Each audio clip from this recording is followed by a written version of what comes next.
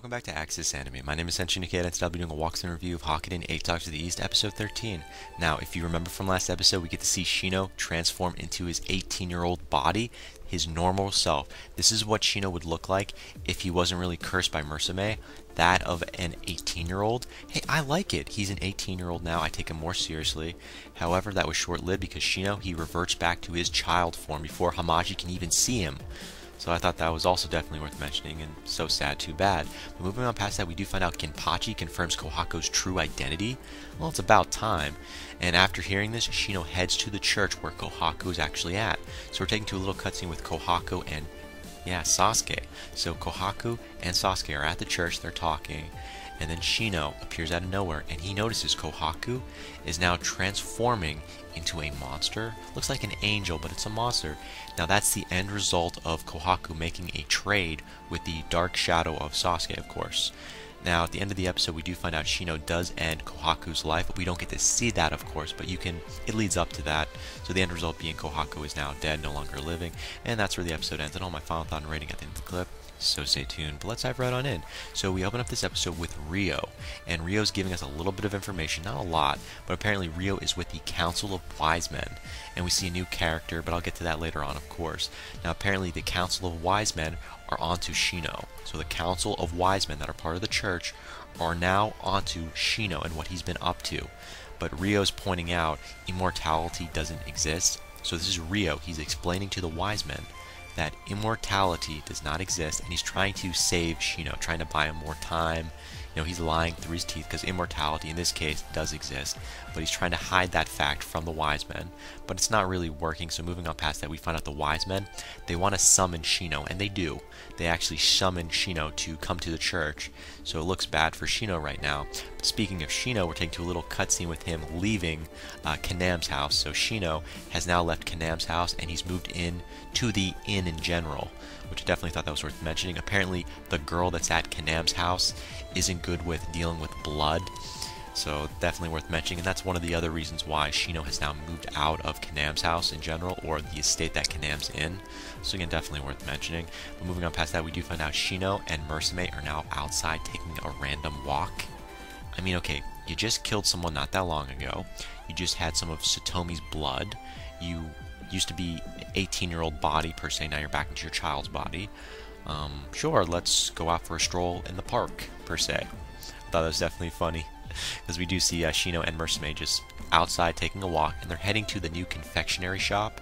Definitely worth mentioning, but they never make it to the confectionery shop, sadly, because the dark Sasuke shows up out of nowhere and walks right into Shino, and apparently the shadow of Sasuke retains the memories, and we see a brief little flashback of what this dark shadow of Sasuke knows and whatnot. And it's kind of weird because the other Sasuke never has these memories. You're wondering, well, how come this Sasuke has memories but the other one doesn't? Huh. Well, you can ponder that, but moving on past that, the truth has now hit the fan. Apparently, the dark version of Sasuke has now taken body parts from others in an attempt to become whole, if that makes any sense. I'll say it one more time. Again, the truth has hit the fan with the dark version of Sasuke. Apparently, he's been taking body parts from everyone he's been coming across in order to attempt to become whole, to become more stable, but he is still incomplete. That would explain why he tried to make a trade with Kohaku. And again, he does have Kohaku's one eye, not both of them, he just got one eye. But that's why he's been stealing body parts. He wants to become whole. So that was definitely worth mentioning. But apparently the other Sasuke has missing parts as well. So the other Sasuke that Shino knows is also missing parts. Well, okay, that makes sense. Now the dark Sasuke points out once he has everything he needs, he'll return. And while he was telling that to Shino, he reaches back into Shino's back pocket and takes something. What could he have possibly taken? I believe it was the bead.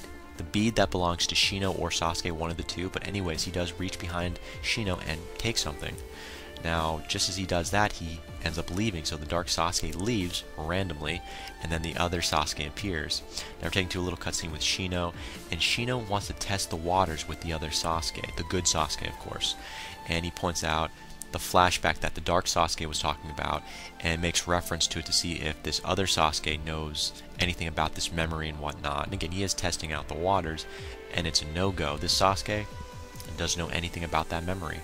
No shocker there, but apparently Sasuke was bluffing. Yeah, the good Sasuke, he was bluffing. Of course he knows the memory, he points out. He remembers the flashback of them being brothers in a previous life, the conversations they had. I'm like, okay, that's kind of weird. I thought he didn't have memories. So maybe it's starting to come back to him gradually. We don't really know, but that's definitely worth mentioning. Now, Shino is now being updated on the church's summoning, if that makes any sense. So Shino now knows that the wise men, the Council of Wise Men, has summoned him.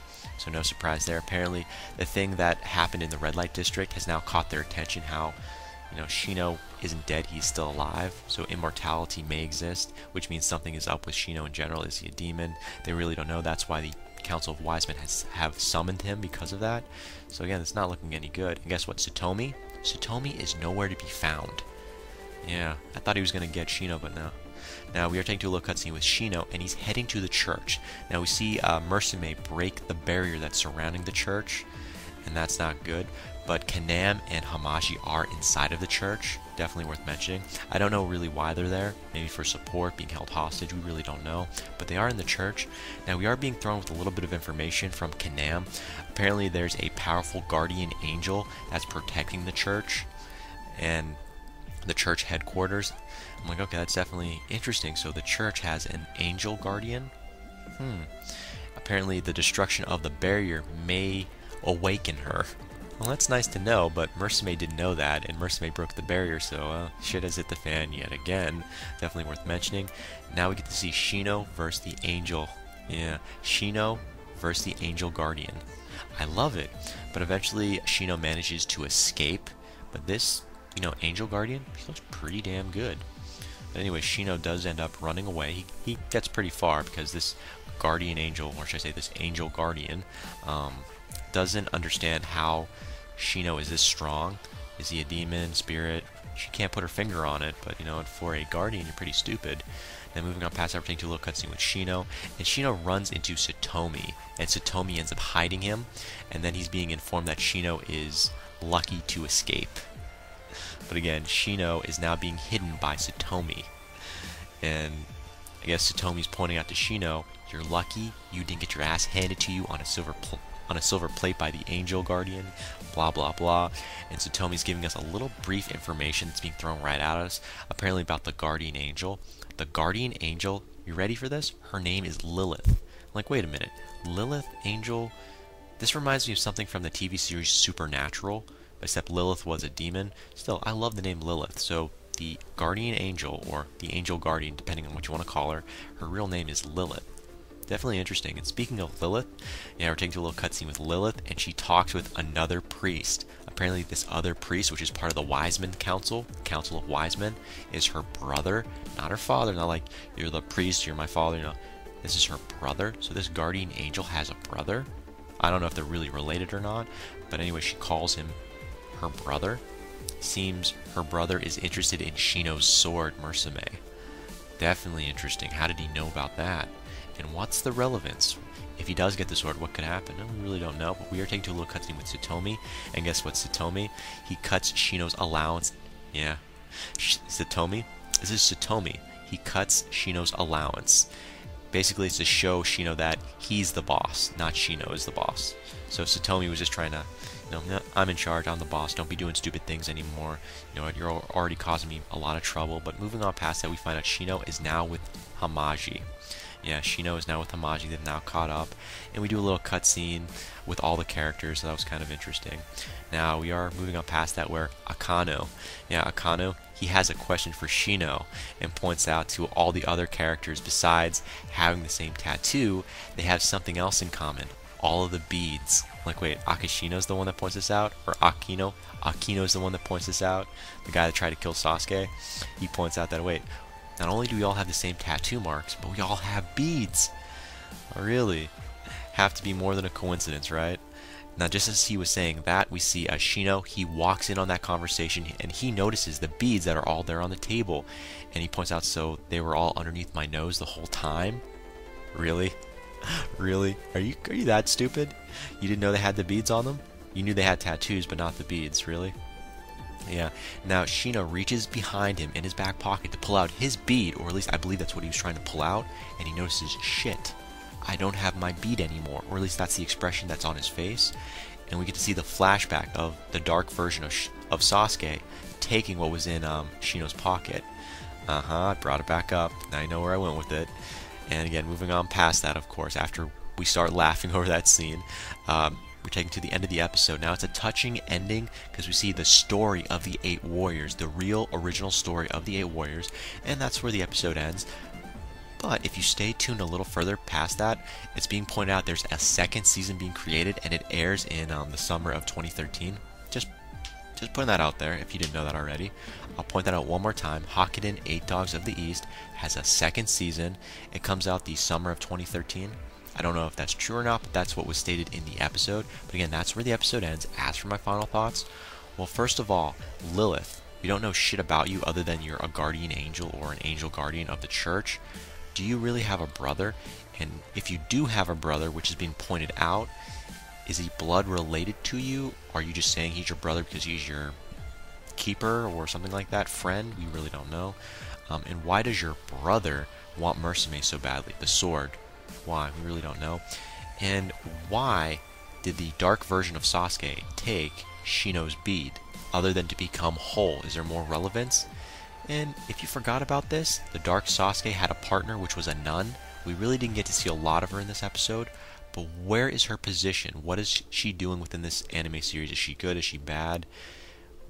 Who is she associating herself with? The good side, the dark side, we really don't know. But again, that ends it for my final thought. As per my rating, 3 out of 5.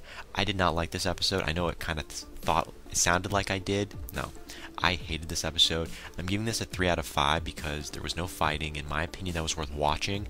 There was no drama. There was no romance. Yes, there was information, but not useful information that really got me going. Yes, we got a new character. More power to you, but I'm not feeling it. So again, final rating for this episode, 3 out of 5. Final rating for this series, 3.5 out of 5. Because it went nowhere. If there is a second season, hopefully it's going to go somewhere. But again, guys, that ends it for my final rating, 3 out of 5. And that ends it for my walkthrough review of Hakkenden 8 Dogs of the East, episode 13. But definitely comment down below. Let me know, thumbs up, thumbs down. Definitely subscribe. Check me out on Twitter and follow me if you like. But again, guys, let me know what you thought of this episode. And let me know what you think's going to happen in the next episode that's coming out. But again, guys, that ends it for now. And I got to hit the bricks and I got to go. And before I go, I got to say it, and I always say it. You can't stop the access, but you can watch the feed. I'll see you later, guys.